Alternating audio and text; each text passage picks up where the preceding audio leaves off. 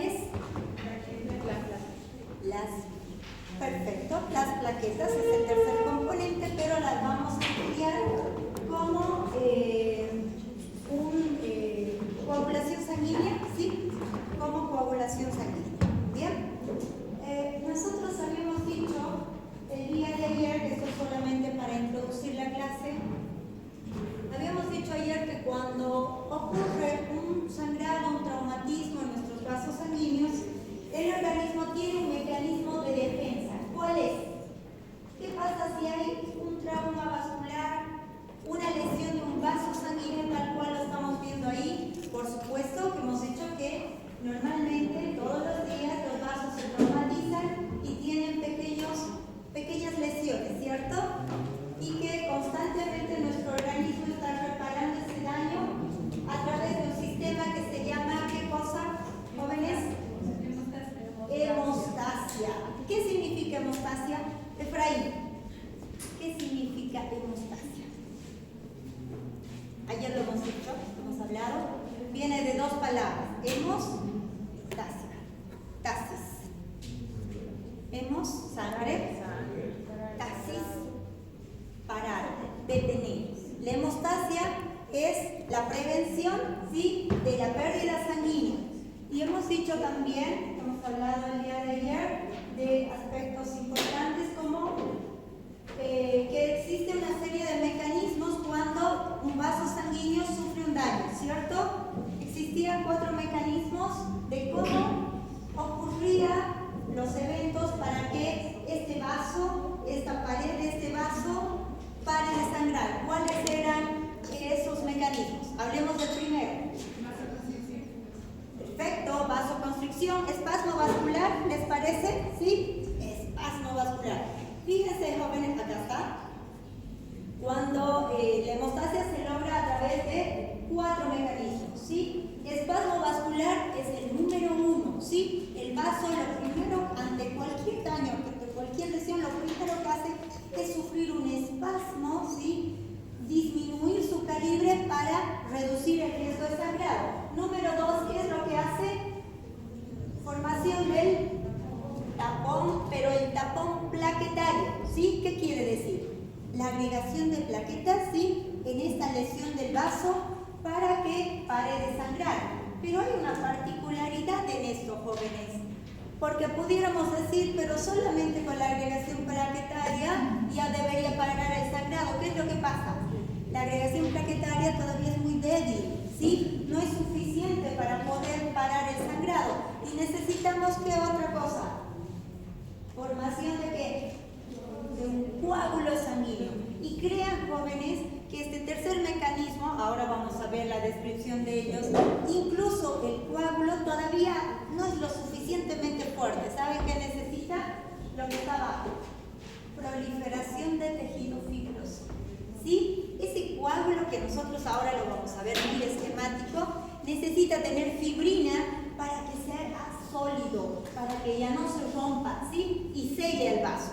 ¿Bien? Entonces, dicho esto, que es como la introducción de la clase de ayer para que nosotros volvamos a retomar el tema, ¿sí? Entonces, primer mecanismo para que se dé la hemostasia, número 1, espasmo vascular, ¿sí? Espasmo vascular gracias a la acción de su músculo liso, ¿sí? Ahí está lo que habíamos dicho ayer, que cuando hay cualquier estímulo de traumatismo en el vaso, ¿sí?, genera ¿qué cosa? Un espasmo vascular.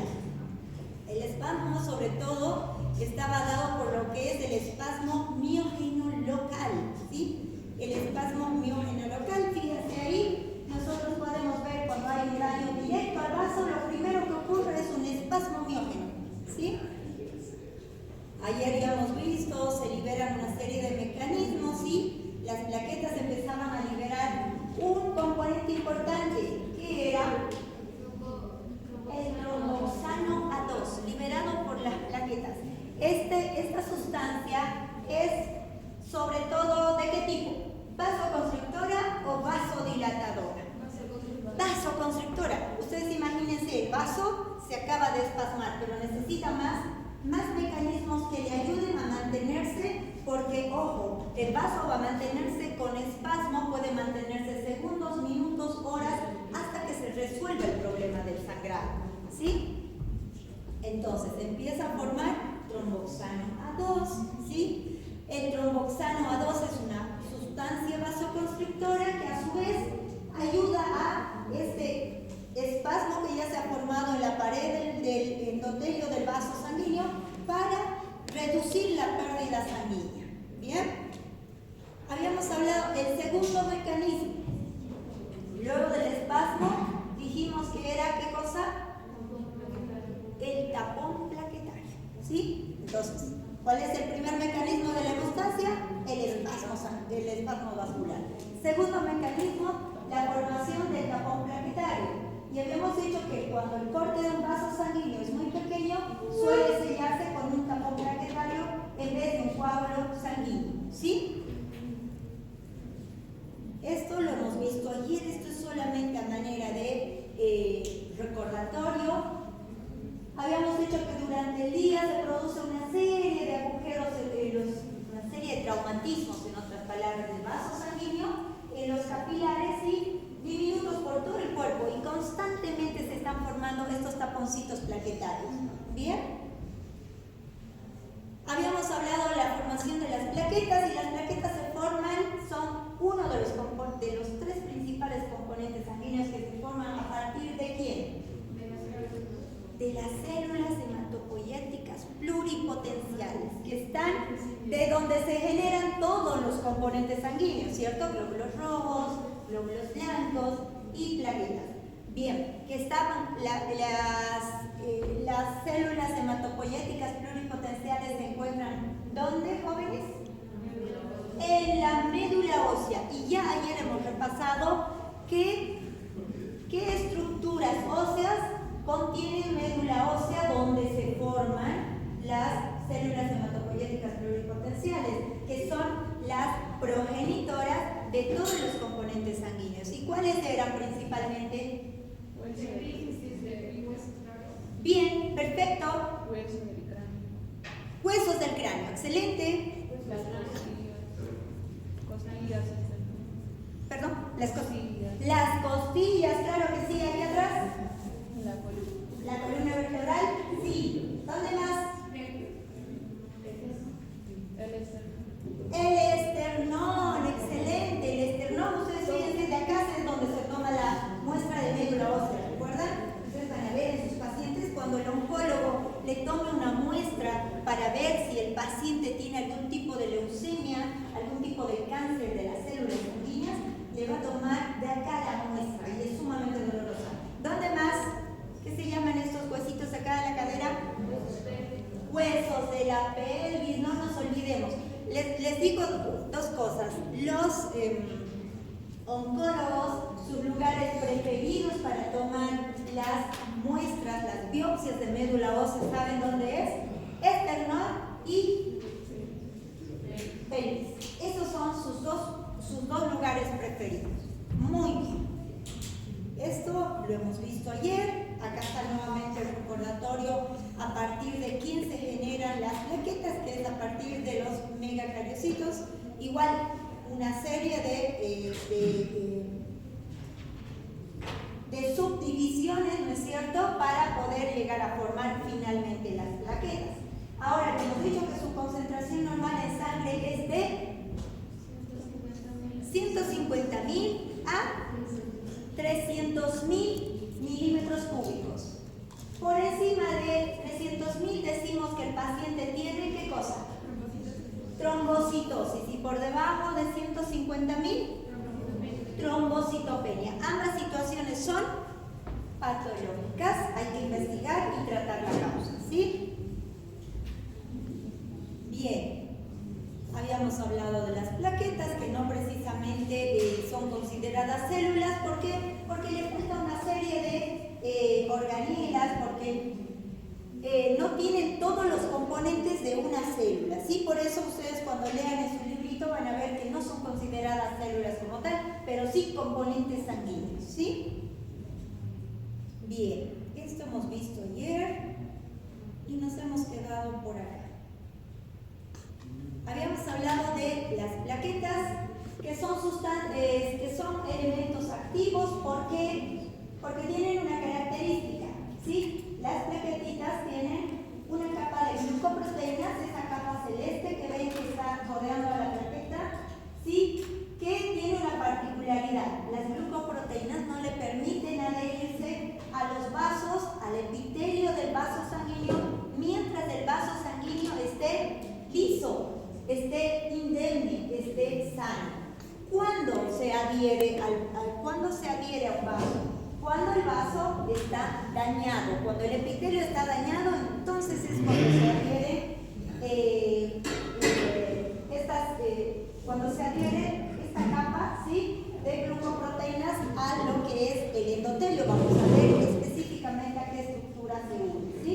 Además contiene, ¿qué otra cosa la plaqueta? Los fosfolípidos que activan múltiples fases en el proceso de coagulación, que lo vamos a ver ahora. Por todos estos aspectos, por todas estas cualidades de la plaqueta, se dice que es una estructura activa, ¿sí? Constantemente está yendo en el torrente sanguíneo, cosa que cuando hay algún trauma vascular, ahí la plaqueta empieza a desarrollar su función, ¿sí?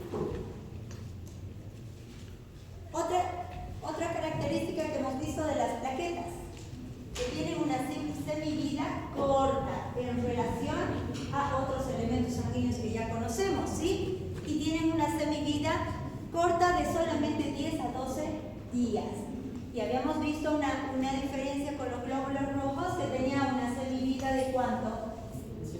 De 120 días, ¿sí? De 120 días, ¿sí? Bien. Acá. Esta es una plaqueta, ¿sí? Esta es una plaqueta que está discurriendo dentro del torrente sanguíneo y nosotros podemos ver que el epitelio, el endotelio del vaso sanguíneo, ¿sí?, por dentro tiene un factor denominado factor de von Willebrand, ¿sí? Y por fuera está una estructura subendotelial por fuera del endotelio, que es el colágeno. Habíamos dicho que la plaqueta no se unía al endotelio siempre y cuando este no estaba dañado, ¿cierto?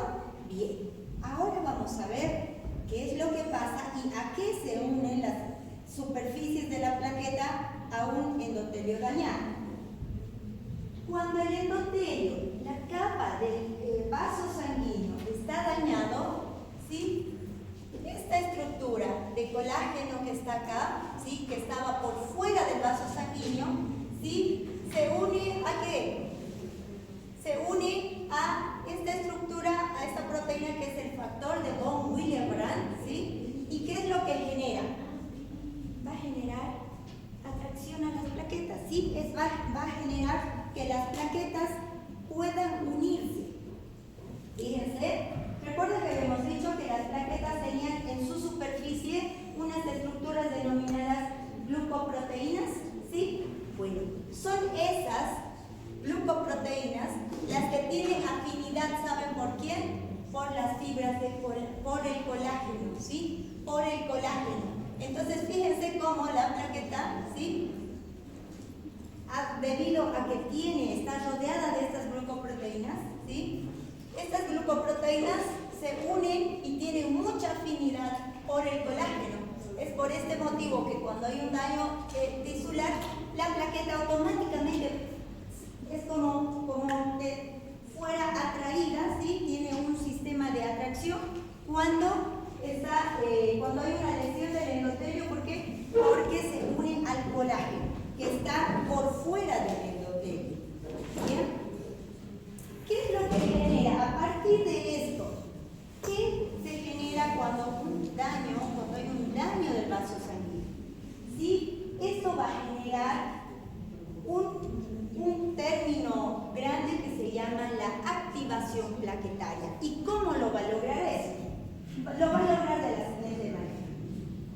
Fíjense que la plaqueta empieza, una vez que ocurre este mecanismo de una lesión del endotelio y que se une al colágeno, fíjense que la plaqueta empieza a liberar, gracias a una enzima, la ciloxagenasa, libera tromboxano A2 al torrente sanguíneo.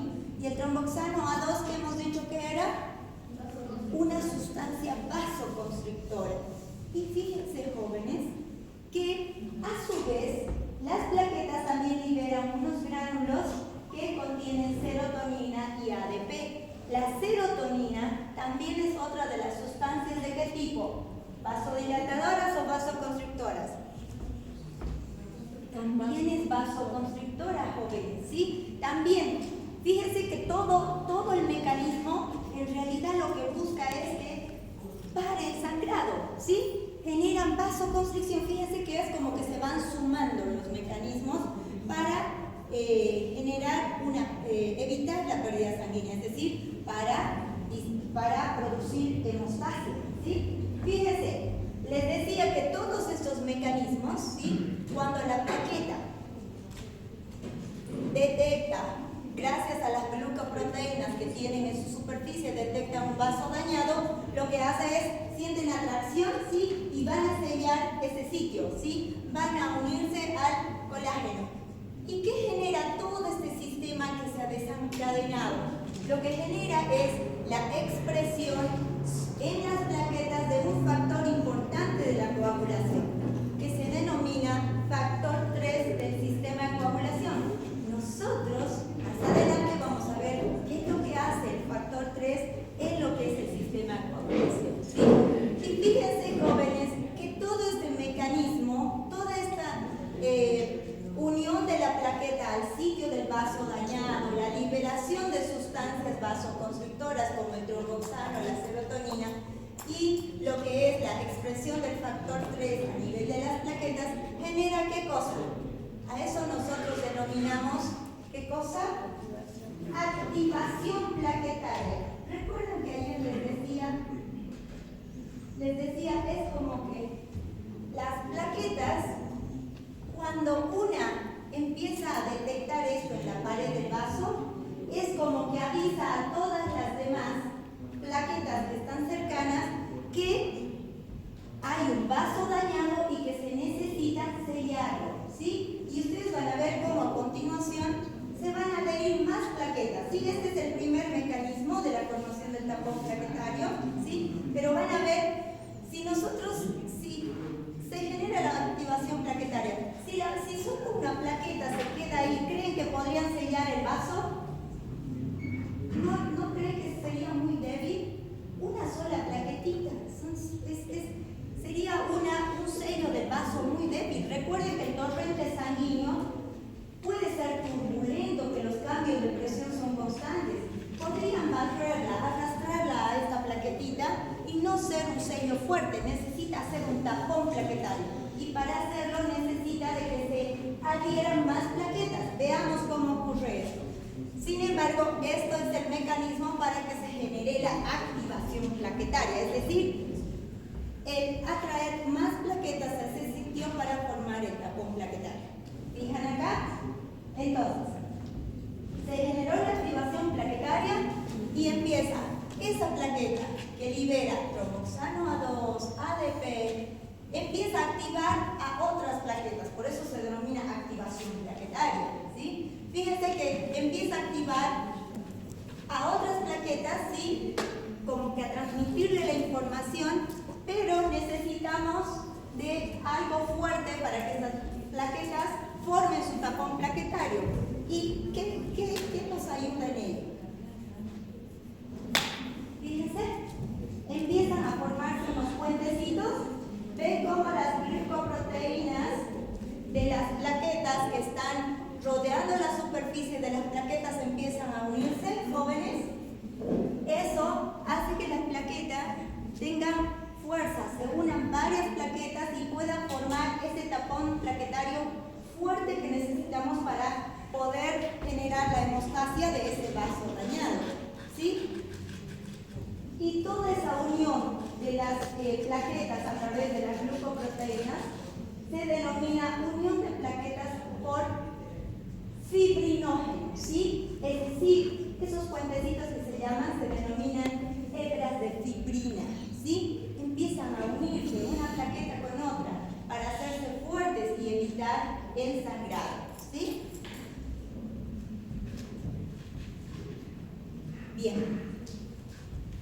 Entonces, cuando se activaba solo una plaqueta y era la que daba la voz de alarma de que había un vaso dañado, ¿sí? Se denominaba activación plaquetaria, ¿sí? Ahora, cuando ya se han agregado varias plaquetas y están formando un tapón, se denomina ¿qué cosa?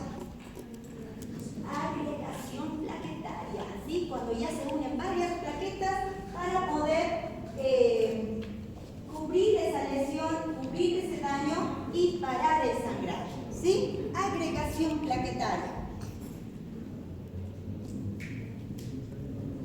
Ustedes, ¿por qué necesitarán saber? Y deben hacerse la pregunta, ¿para qué nos hará la desesperación? ¿Y qué me sirve como médico? Ustedes deben saber que hay fármacos que se denominan ¿qué cosa? Antiagregantes, ¿sí?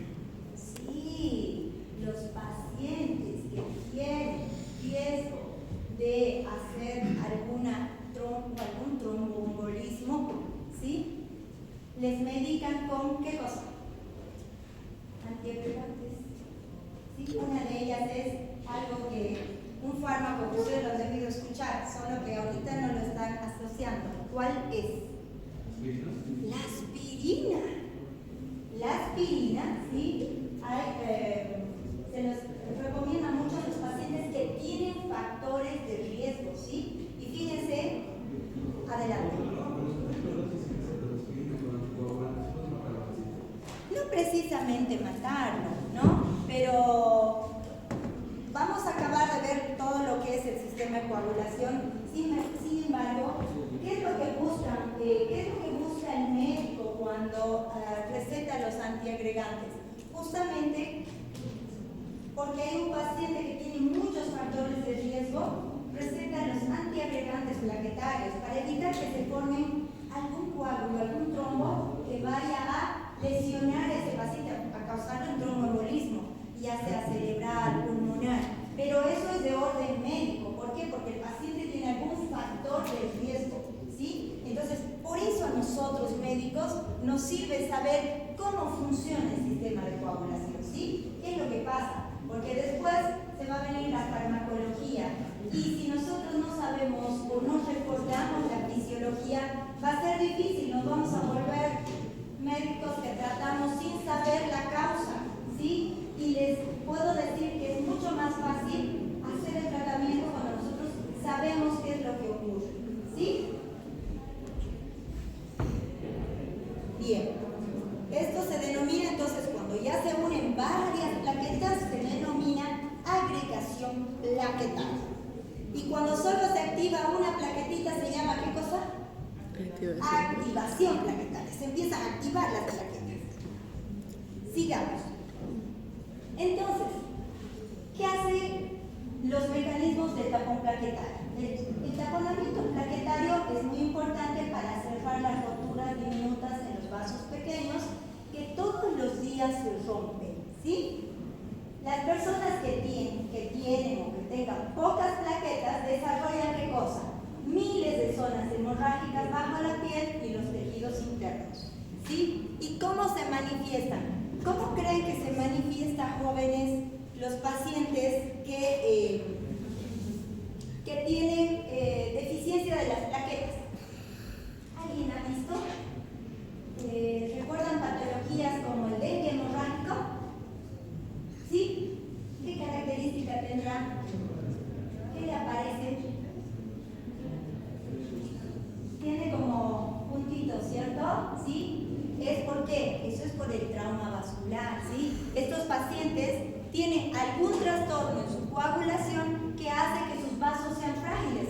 Entonces, todo el tiempo se están rompiendo los vasos sanguíneos y como tienen disminución de las plaquetas no pueden cumplir la función de realizar el tapón plaquetario. Y por tanto, estos pacientes tienen ¿qué cosa?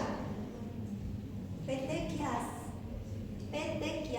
¿sí? Fíjense que hay cosas tan simples que nosotros, si miramos de cerca lo que es la fisiología, podemos interpretar de dónde vienen, ¿sí? Las petequias vienen de esto, vienen por disminución del recuento de plaquetas. ¿Y por qué? Porque las plaquetas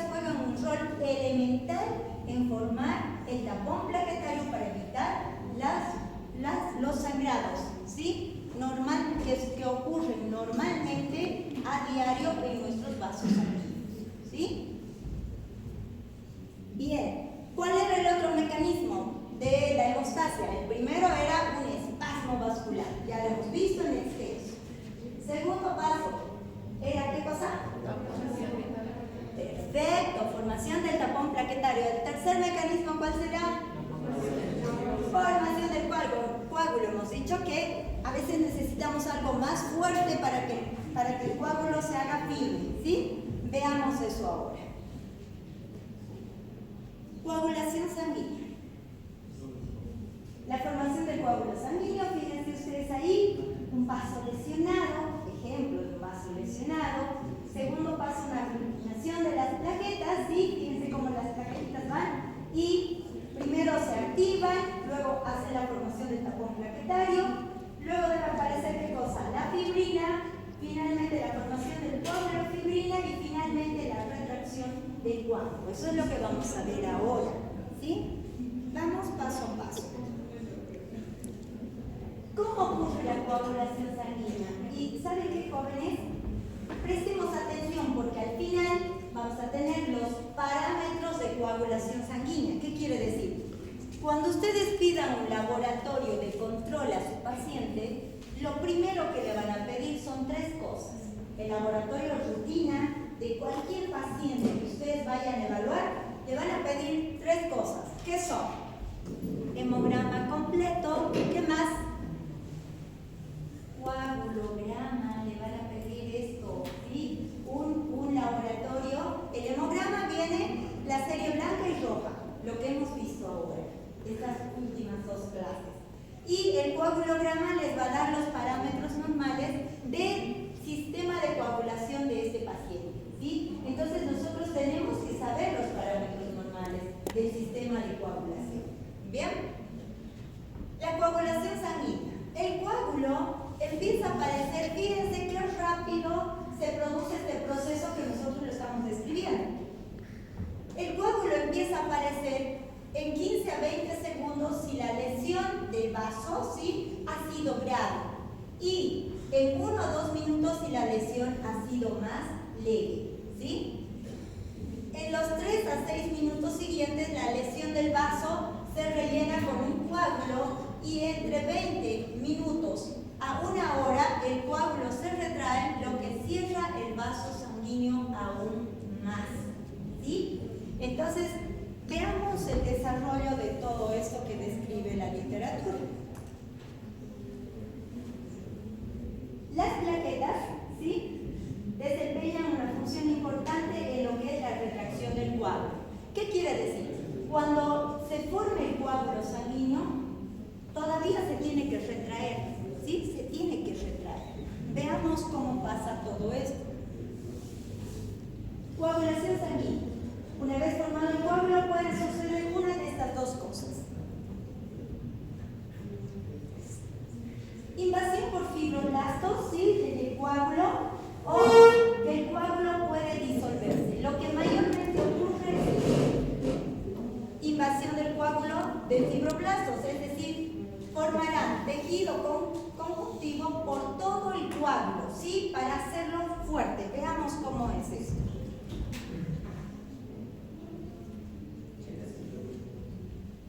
En la sangre, jóvenes, hay muchas sustancias que afectan la coagulación. Tenemos sustancias que estimulan la coagulación, denominadas procoagulantes, y sustancias que inhiben la coagulación, anticoagulantes. Estos los tenemos de manera normal, de manera fisiológica en nuestro sistema sanguíneo, ¿sí?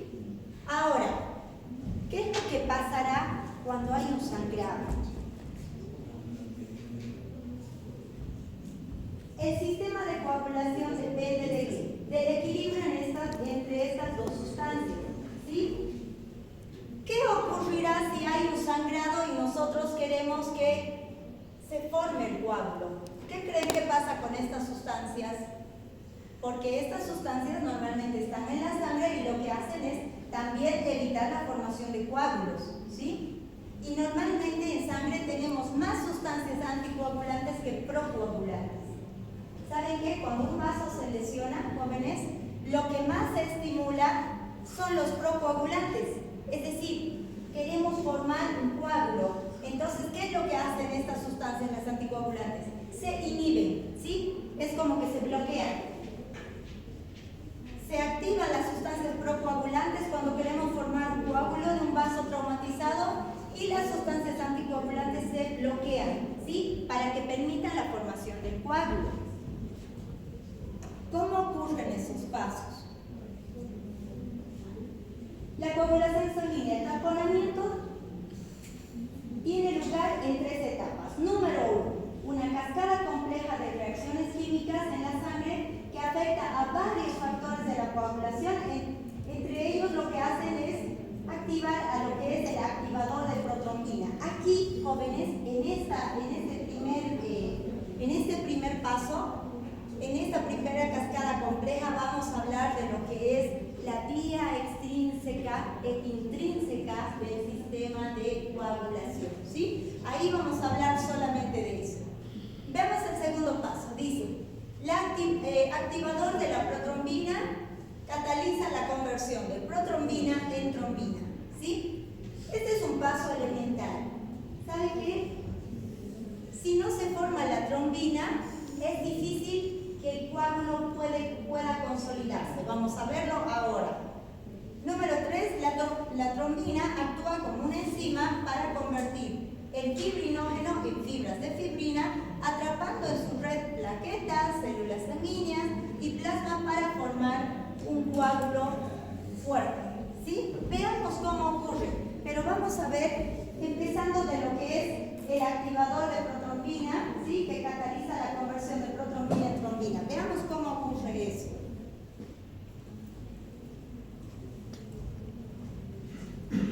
Otra vez tenemos al endotelio, jóvenes, y tenemos la lesión de un vaso. Hemos dicho que la lesión de este vaso, ¿sí? Genera que el colágeno se una a este factor, al factor de von Willebrand, ¿sí? Que genera y empieza a activar a lo que son las plaquetas. Eso lo hemos visto anteriormente. Ahora veamos cómo se genera el activador de la protrombina. Cuando el colágeno, que es esta sustancia que está por fuera de las células, se une al factor de von Willebrand, que está representado por ese triángulo color azul, fíjense que genera una sustancia que se llama activador de protrombina. ¿Y qué hace el activador de protrombina dentro del vaso sanguíneo? Lo que hace es activar a una sustancia que está dentro del plasma sanguíneo, que es la protrombina, ¿sí? Recuerden que para que el coágulo se selle, necesita que la protrombina se convierta en trombina, ¿sí? Este activador de protrombina más la ayuda del calcio, jóvenes, gracias a estos dos mecanismos, la protrombina, que es una proteína que está dentro del plasma, se convierte en trombina. Y la trombina es elemental para la formación del coágulo. Veamos cómo. Fíjense que la trombina hace que el fibrinógeno se convierta en ¿qué cosa? En fibras de fibrina, ¿sí? Recuerden que el coágulo necesita de la fibrina, necesita de algo fuerte como una red. Veamos cómo se vería esquemáticamente eso. Todo esto, jóvenes, antes de pasar a cómo vemos el coágulo con la fibrina, con la fibra de fibrina, fíjense que la protrombina se forma ¿dónde? ¿En qué órgano? En el hígado. O sea, la protrombina normalmente es una proteína que está dentro de la coagulación, dentro del sistema sanguíneo, pero es formada en el hígado. Por eso se dice que es un factor, la protrombina es un factor vitamina K dependiente. ¿Qué quiere decir? Que necesitan de la vitamina K para la síntesis de lo que es la protrombina, ¿sí? Entonces, no olvidemos dónde se forman estas sustancias, ¿sí? Es por este motivo, jóvenes, y vale la pena decirlo, decirlo acá, que cuando los pacientes tienen un trastorno de la coagulación, ¿qué es lo primero que recetará el médico? ¿Quién me dice? ¿Alguien ha visto un tratamiento de cuando hay trastornos de coagulación? Les administran vitamina K. ¿Sí? Ustedes van a ver, todo paciente que tiene un trastorno de la coagulación, lo primero que le indica el médico es, obviamente, además de la interconsulta con hematología para que investigue cuál es la causa del trastorno de coagulación, lo primero que le va a indicar, ampolla de vitamina K, una ampolla cada 12 horas. Y normalmente, ¿saben cuándo, jóvenes? Cuando hay un procedimiento quirúrgico. Ejemplo, hay un procedimiento quirúrgico el día de mañana o pasado mañana y el paciente tiene trastornos de coagulación. Tiene, por ejemplo, un TP de prolongado de 20 segundos. Lo primero que hacen es administrenle vitamina K y háganle el control en 3 a 5 días. Y si viene bien el control, recién está admitido a programarle a la cirugía. Si no, no. ¿Sí? Si no, no. ¿Por qué? Porque tiene riesgos de sangrado. ¿Sí? Riesgos de sangrado. Entonces, la protrombina es un factor vitamina K dependiente. ¿Sí? Por eso se dice eso. Bien, entonces fíjense que gracias a todo este mecanismo se genera lo que son las fibras de fibrina y que son, fíjense, cómo estas fibras son representadas por esas hierbas amarillas, ¿sí? Que se unen a las plaquetitas como para hacerla más fuerte, ¿sí? Como para hacerla más fuerte. ¿Qué es lo que genera eso? Genera para que cuando las plaquetas tienen o están unidas gracias a las fibras de fibrina, necesitan algo que les estabilice, que les haga mucho más fuertes. ¿Y saben quién es ese elemento que los estabiliza? El factor 8 de la coagulación. Luego vamos a ver los factores de coagulación. El factor 8 lo que hace se denomina también factor estabilizador de la fibrina y hace que esa fibrina que está uniendo las proteínas sea sólida, sea fuerte, ¿sí? Más o menos a esto es a lo que se quiere llegar, ¿sí? Fíjense cómo todo este mecanismo de que la protrombina se convierta en trombina y la trombina convierta el fibrinógeno en fibras de fibrina y las fibras de fibrina unan a las plaquetas, ¿sí? En una unión fuerte y gracias a la acción del factor estabilizador de plaquetas, que es el factor 8 de la coagulación, todo esto va a ir a formar, ¿qué cosa? ¿Qué se llama esta estructura grande que está acá? Una malla de fibrina, una malla, jóvenes, imaginémonos una malla que está envolviendo una serie de sustancias, una serie de plaquetas, ¿sí? Una cantidad grande de plaquetas para formar un coágulo sanguíneo sólido, ¿sí? Acá está. El paso final de todo lo que hemos visto, la formación de protrombina en trombina, todos los pasos, la estabilización de esas fibras de fibrina y gracias al factor 8, lo que buscan al final es esto, jóvenes, formar un coágulo fuerte, un coágulo organizado, que tenga unas fibras de fibrina que lo hagan fuerte y que puedan sellar este endotelio, este vaso dañado, ¿sí? Eso es lo que se busca en el tercer mecanismo. ¿Bien?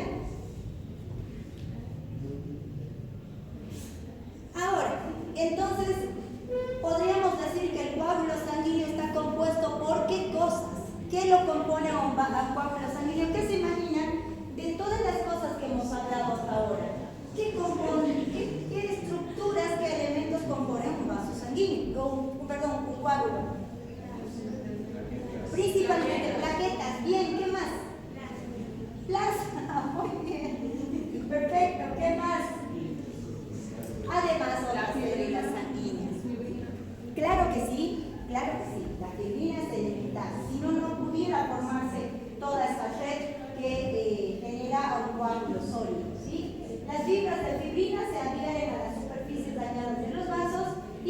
esto, ¿creen que aquí termina este proceso, sí o no? No. ¿Recuerdan que todavía falta algo más? Es como que el coágulo tiene que retraerse, ¿sí? Tiene que retraerse. Y recién ahí serían ya todos los mecanismos para que se produzca la hemostasia, la prevención de la pérdida sanguínea, ¿sí? Bien, aquí está eso, ¿sí? Las plaquetas generan ¿qué cosa? La contracción del coágulo, hace que ese coágulo ya no esté voluminoso, se haga más chiquitito, ¿sí? Y gracias a qué ocurre eso, a que ese coágulo tiene, gracias a las plaquetas, unas proteínas contráctiles que son sobre todo actina, miosina, vuelve a estar estas proteínas que nosotros ya hemos conocido antes, ¿sí? La tromboestatina, que contribuyen aún más a la hemostasia, ¿sí? Es decir, generan que el coágulo pueda contraerse. ¿Bien? A todo este mecanismo se llama control por retroalimentación positiva, ¿sí? Porque mientras se siguen, recuerden que la retroalimentación negativa era como un efecto contrario y la retroalimentación positiva era como que si algo ocurre, se sigue estimulando más y más para que siga produciéndose el mismo efecto, ¿sí? Entonces, todo ese mecanismo que acabamos de hablar, ¿sí? Tiene un mecanismo de retroalimentación negativa y esto hace ¿qué cosa? Que, fíjense que allá la trombina vuelve a activar a la protrombina. Una vez que la trombina está activada, nuevamente le estimula a la protrombina para que siga generando actúa sobre varios factores de coagulación, activa las plaquetas y esto ¿qué hace? Que el coágulo continúa creciendo hasta que deje de perderse sangre, ¿sí? Entonces es un mecanismo por retroalimentación positiva. Bien, ahora nos toca ver cascada de coagulación y con esto ya vamos cerrando la clase, ¿sí? El inicio de la coagulación, ¿cómo se inicia? Se inicia cuando ocurre algún traumatismo de la pared vascular o cuando existe un traumatismo de la sangre, ¿sí? De ahí vienen, jóvenes, de estos términos vienen lo que es la circulación, no es la circulación, la vía extrínseca y la vía intrínseca de la coagulación. Ustedes lo van a ver que lo tienen en su libro de fisiología de Galton, ¿sí? Esa vía extrínseca y vía intrínseca se refiere a eso, ¿sí? Cuando el traumatismo ocurre en la pared del vaso, la pared vascular, se activa sobre todo la vía extrínseca, ¿sí? Extrínseca de la pared del vaso. Y cuando el traumatismo ocurre dentro de la sangre, se activa la vía intrínseca. Eso es lo que vamos a ver ahora. La cascada de coagulación a través de las dos vías, extrínseca e intrínseca, ¿sí? El contacto de la sangre con células endoteliales dañadas también es otro de los mecanismos que inicia el sistema, la cascada de coagulación que ustedes van a escuchar y van a verlo en su libro, ¿sí? Entonces, ¿a qué conduce todos estos mecanismos? Conduce a la formación de lo que es el activador de la protrombina, ¿sí?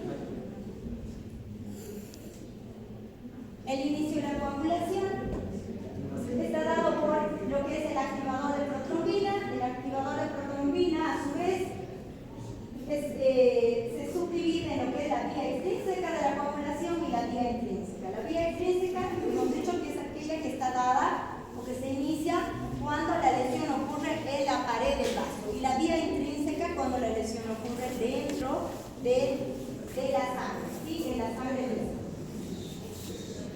En este mecanismo, en la cascada de coagulación, participan una serie de proteínas plasmáticas denominadas factores de la coagulación sanguínea, ¿sí? Que están generados por la cascada de coagulación. ¿Saben qué, jóvenes? Ambas de estas vías, tanto la vía extrínseca como la vía intrínseca, que ustedes le van a ver extensas en su libro, buscan un solo objetivo, y eso sí tenemos que tenerlo claro. 10 de la coagulación. ¿Sí? Solamente ambas vías llegan al final a una vía común, que es activar el factor 10 para que inicie el proceso de la coagulación sanguínea. ¿Sí?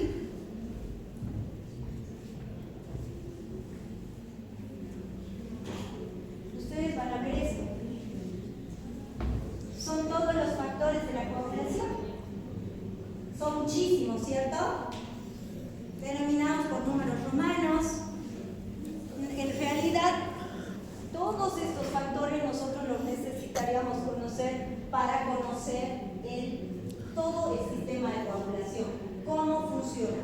Pero hasta ahora, todo lo que hemos mencionado está un poco más claro, ¿cierto? Sabemos qué mecanismos intervienen para formar lo que es o para generar o prevenir el sangrado a través de la hemostasia. Vamos a resumir lo que serían estos factores de la coagulación. Veamos en realidad en qué consiste la vía intrínseca y la vía extrínseca. Recuerda que hemos dicho que las dos tienen un solo objetivo. ¿Cuál era? Activar el factor 10 de la coagulación. Ambas buscan eso, ambas vías, y van a ver que llegan a lo mismo. El factor 10, sí, que no está, el factor 12, que empieza por el lado, por el cuadradito violeta, les vamos a señalar en números romanos. El factor 12, sí, se activa, fíjense que llega a activarse, por eso está como factor 12 activado. El factor, una vez que se activa el factor 12, ¿sí? El factor 12 activa el factor 9 y el factor 9 activado activa el factor 11. Una vez que se activa el factor 11, gracias a el factor 8 y gracias al calcio, activan ¿qué cosa? Activan a otro de los factores de coagulación, de la cascada de coagulación, que es el factor 10. Recuerden que hemos dicho que ambas vías, en síntesis, lo que quieren es activar el factor 10 para que inicie el proceso de coagulación. Entonces, fíjense, disculpas que aquí está recortada la diapositiva, ¿sí? Pero fíjense cómo el factor 10, gracias a estos mecanismos de no estar activado, se activa. Y es ahí donde nosotros queremos llegar. ¿Sí? ¿Por qué? Porque ambas vías, tanto la vía intrínseca de la coagulación como la vía extrínseca, lo que van a buscar es activar el factor 10 para que inicie el proceso de la coagulación. ¿Sí? Perfecto. Fíjense que aquí también, en este mecanismo, en el paso del factor 9 activado al factor 10 activado, también intervienen el factor 3 de las plaquetas. ¿Sí?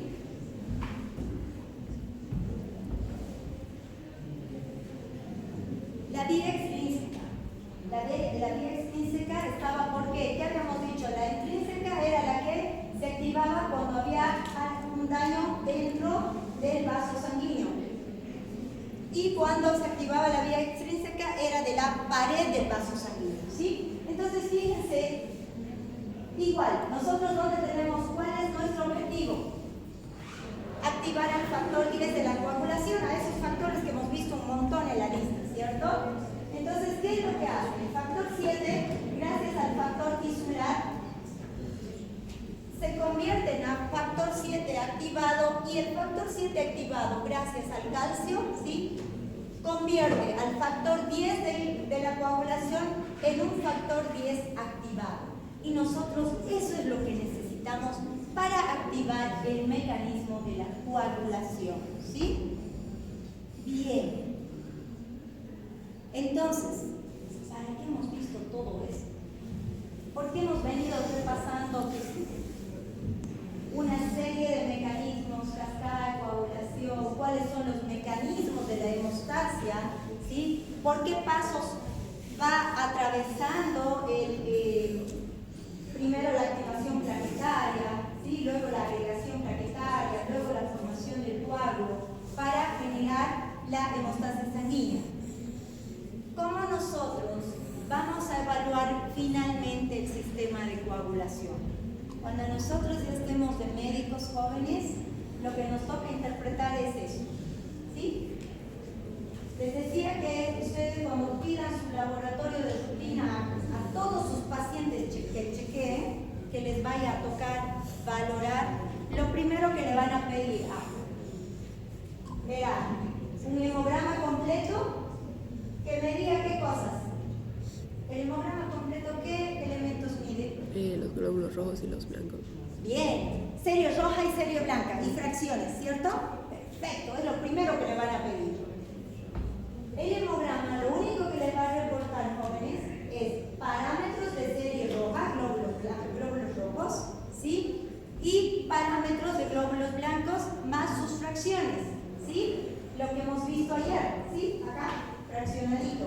Bien, eso es lo que les va a mostrar un hemograma. ¿Y cómo van a medir el coagulograma?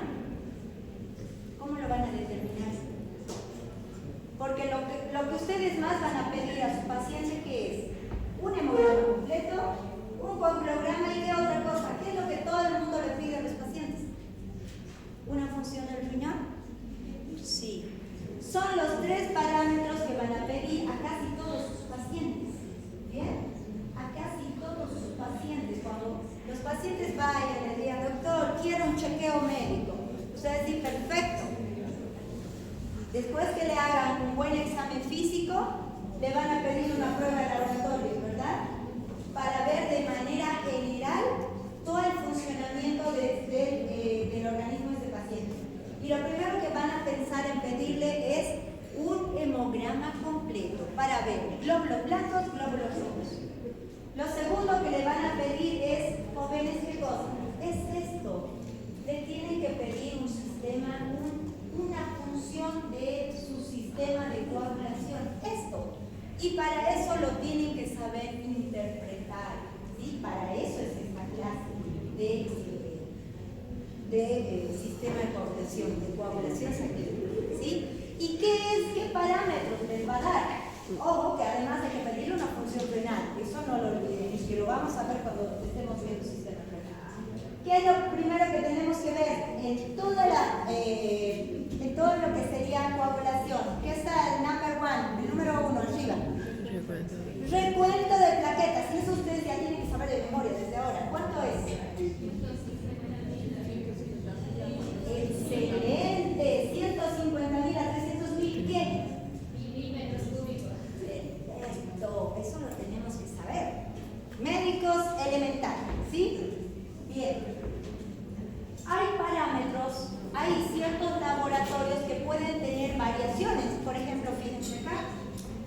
Acá este laboratorio da otro parámetro, el máximo, ¿cierto? Pero nosotros ya hemos visto que en nuestro medio, ¿sí? Nosotros tenemos el parámetro de 150.000 a 300.000, ¿cierto?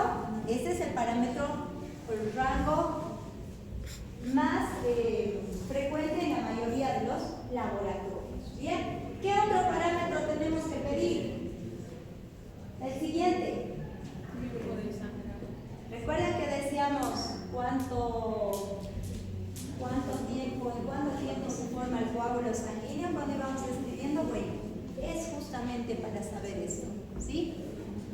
El tiempo de sangrado normal en el paciente es de 3 minutos a 5 minutos. Algunos laboratorios lo toman hasta 7. Habitualmente es de 3 a 5 minutos.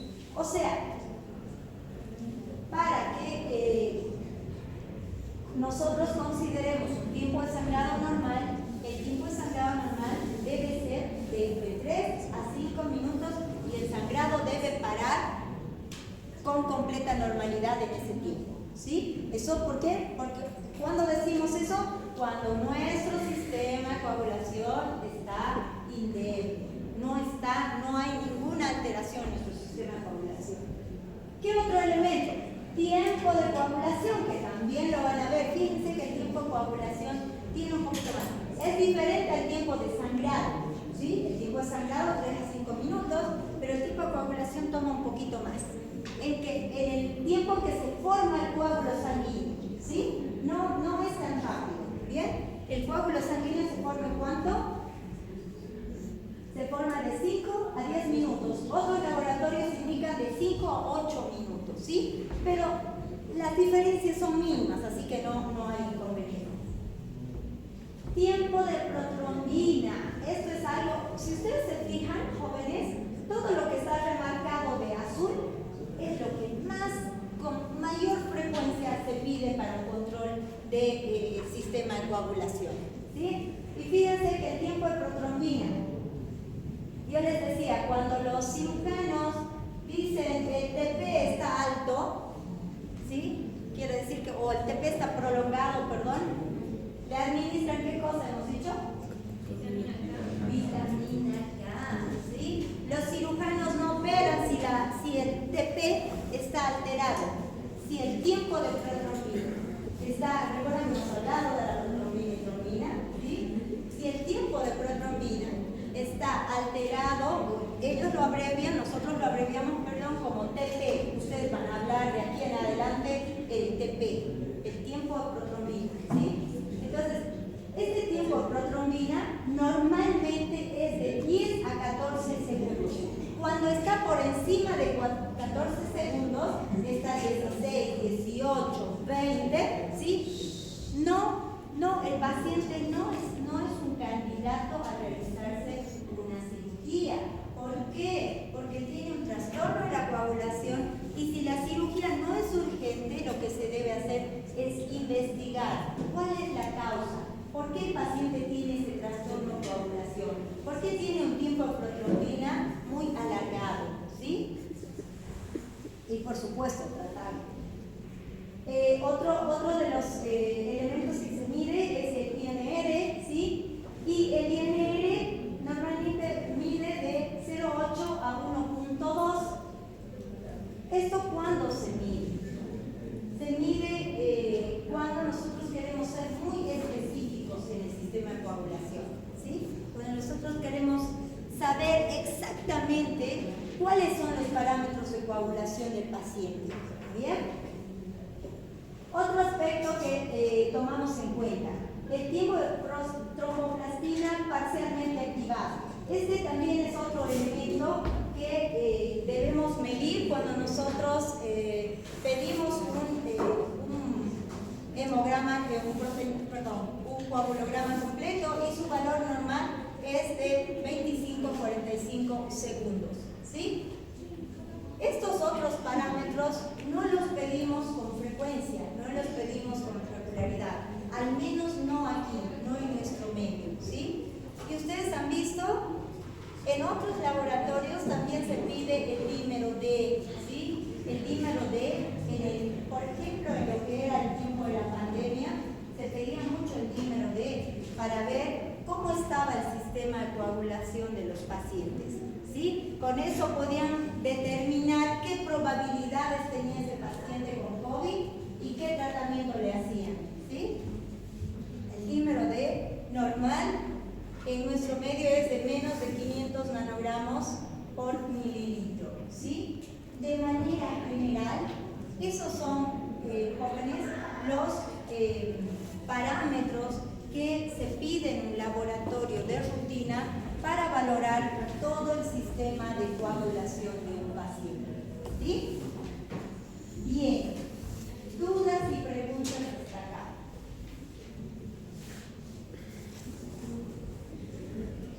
Hemos hablado, si nosotros hacemos como un resumen, hemos hablado de que la sangre tiene dos componentes, que son, ¿qué cosa?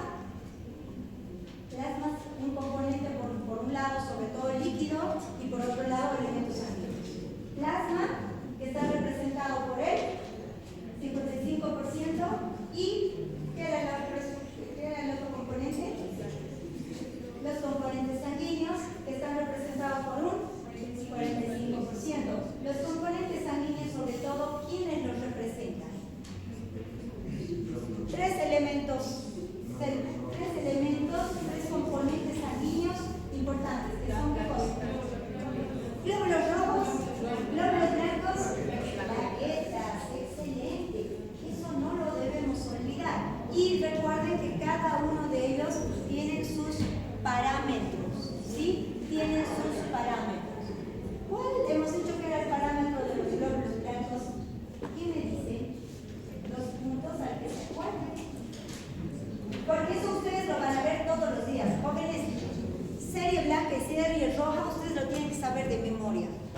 vean el laboratorio al paciente, lo primero que van a ver es el hemograma.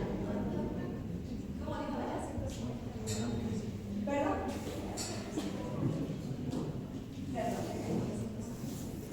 Bien, 150.000 a 300.000, ¿qué elemento era? Plaquetas.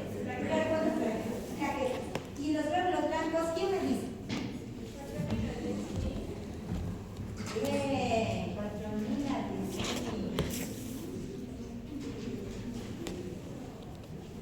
4.000 a 10.000. ¿Qué hemos dicho? ¿Qué se denominaba cuando había menos de 4.000? Bien, leucopenia. ¿Han visto que todo se parece? Leucopenia. ¿Y qué se denomina, al igual que hemos visto ahora de las plaquetas, qué se denomina cuando los glóbulos blancos están por encima de 10.000? Muy bien, muy bien.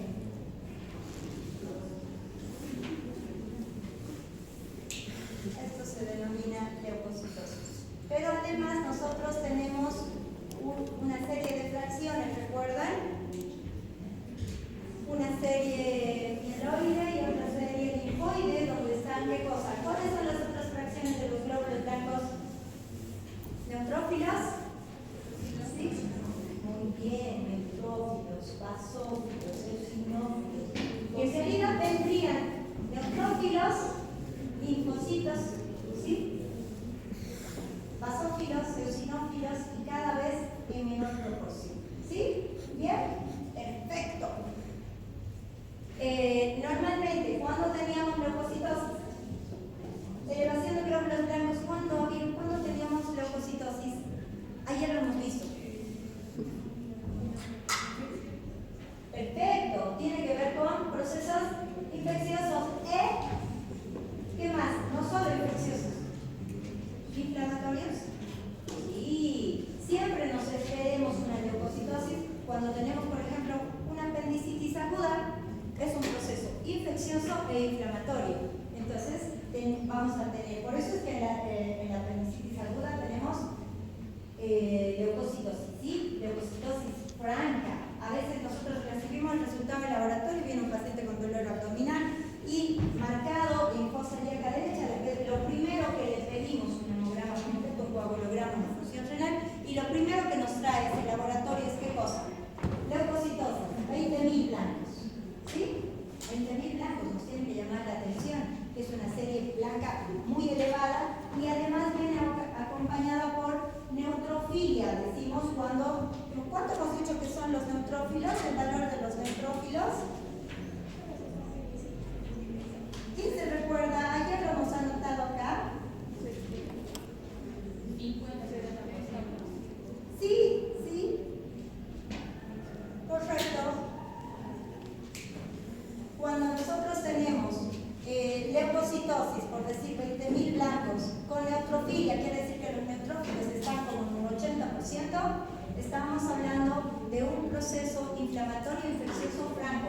Por eso es que pedimos los laboratorios jóvenes, para ayudarnos esto nos ayuda a diagnosticar algún cuadro que nosotros estemos sospechando, que tengamos la sospecha clínica. ¿Y qué habíamos dicho que pasaba cuando hay leucopenia? Antes de eso, en la leucocitosis, ¿qué es lo que se genera? Mayor producción de glóbulos blancos, ¿cierto? Por eso tenemos mayor recuento. ¿Qué es lo que pasa en la leucopenia? Bien, hay algún factor que está determinando ¿qué cosa? La baja producción de glóbulos blancos, ¿sí? La baja producción de glóbulos blancos y que mayormente es algún tipo de cáncer de piel. No siempre, ojo, no vamos a ver una leucopenia por decirle de 350.000 a decir, no, esto puede ser un cáncer. No. Es la clínica siempre es mandatorio.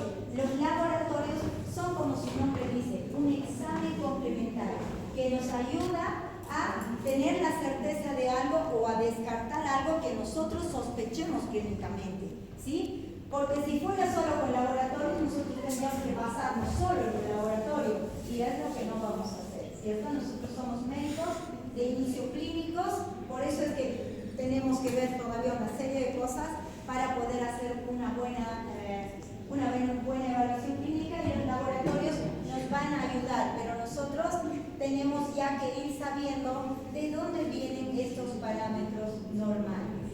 ¿Sí? ¿Dudas? ¿Preguntas, jóvenes?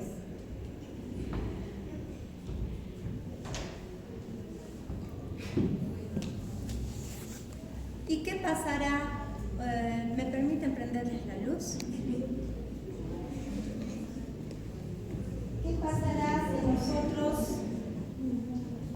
¿Qué pasará si nosotros tenemos valores alterados en el sistema de coagulación? ¿Qué vamos a pensar el paciente? ¿Qué nos lleva a pensar parámetros alterados en el sistema de coagulación? El paciente va a tener mayor predisposición a qué? ¿Al sangrado? Sí, va a tener mayor predisposición al sangrado, ¿sí? Por tanto, nosotros debemos manejar los parámetros de hemostasia dentro de los parámetros aceptables. Perfecto, jóvenes, eso es todo.